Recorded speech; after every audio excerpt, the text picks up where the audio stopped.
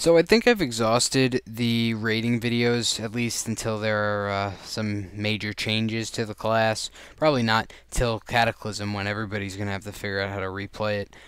But if anybody would actually care enough to request one, I would probably happily do it, depending on the level of stupidity, or if it's going to take a whole video. But for this one, I want to talk about what I like the most, which would be PvP. I'm not claiming to be an authority on Hunter PvP, nor the best hunter ever to live at PvP. My teams are kind of in the shitter right now. They're not too great. But, anyway, let me start off with a couple of things that I think are essential to have, like, remote success in PvP. First off would be focus macros. Now, you know, pretty much every higher end 2K plus hunter is going to use them. 2K plus anybody is going to need to use them because of how much faster they make things. So what I want to show you is the 2 or 3 that were pretty much you'd use if you were marks or survival or whatever. First would be you would need a scatter shot. You would need probably a silencing shot, which I don't know where. Oh, here it is. Silencing shot. I don't know if you can see this form, but I'll probably post it somewhere. And then we used to, but now it's not really necessary because you don't use it too much anymore, need a Viper focus. So let me go over with what this actually does. Let's just say I was targeting me. Right? Now, if I wanted to scattershot the heroic training dummy, I would have to target the heroic training dummy and then hit the key for the ability. But with the focus macro, what it allows me to do is focus the heroic training dummy / focus, and then target whoever I want. I could target this guy over here, and then, you know, I could use my silencing shot, focus macro to silence the heroic training dummy. Yeah, I know. I clicked them. I don't have enough keys, or I'm just used to it. I'm quick enough. Don't be mad. So focus macros, very, very important. Other thing that's very important is learning how to use readiness efficiently. Now, the way I see it, there are basically only 2 ways you should be using readiness. Number 1 is if you're getting your ass kicked, you can double deterrence, double slow trap, double disengage, whatever, something like that. You can use it defensively, or you can use it offensively, and this is how you're going to win games. Let's say I run African Turtle Cleave, which is Warrior, Hunter, Pally. Now, the only way we usually kill something, unless you know, somebody on the other team completely gets blown up just due to straight damage, is if I have somebody in... Wow, why is he walking around me? This is really pissing me off.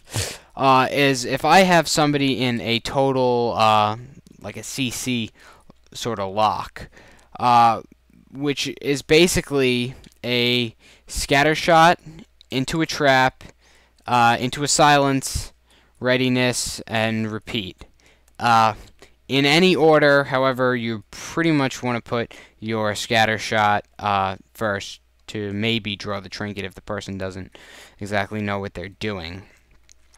I'll demonstrate some of this stuff in videos that I'll upload later on in the week or whenever to make it more clear, but I'm just trying to outline some of the things that I think are important. Other than that, Feign Death, very good defensive ability, especially caster teams. You can use it as like a silence if they're attacking you. It's pretty cool. Okay, gear. Now, not everybody's gonna have whatever. You're obviously not going to start off with a whole bunch of amazing, oh my god, gear, but there are a couple of fundamental things that you want to go for in order to be successful. First of which is a spell pen. Now, if you're marks, you want to be running with roughly 75 spell pen. give or take. You don't want to have crap tons. You don't want to have none. None is bad. I'll go into that later. But how I have it, I have the 35 spell pen to cloak, since I'm not an engineer, and I have then I have a 43 spell pen gem, since I'm a jewel crafter. Can work if you just have like double regular epic spell pen gems and the enchant or whatever. There are a bunch of ways to do it, but you want to get to that number. The other number that is critical and crucial, I don't know, however you want to put it, which I don't have right now, is 164, I believe, hit rating, which puts you at 5%. You know, well, people say it's very important. I don't necessarily agree. They say, you know, you obviously don't want to miss an important scatter shot or a silence, but it's very rare that I miss that, and there are so many other things. Like, if I'm gonna, you know, try to scatter trap a druid or whatever, a night elf druid, I could be screwed because I have a 2% chance to miss them either way. But you definitely don't want to have no hit. You want to try to get up around 160 if you can. What is he whispering me? I don't. All right, I'll have to edit that out of the video, or maybe not. I'm pretty lazy. So yeah, hit cap, spell pen cap. Other thing, for marks, agility is almost 100% accepted all over as being better than armor pen. A mix is not bad. I run with a little bit of a mix. It can help on caster teams, but it's just by the nature of my gear.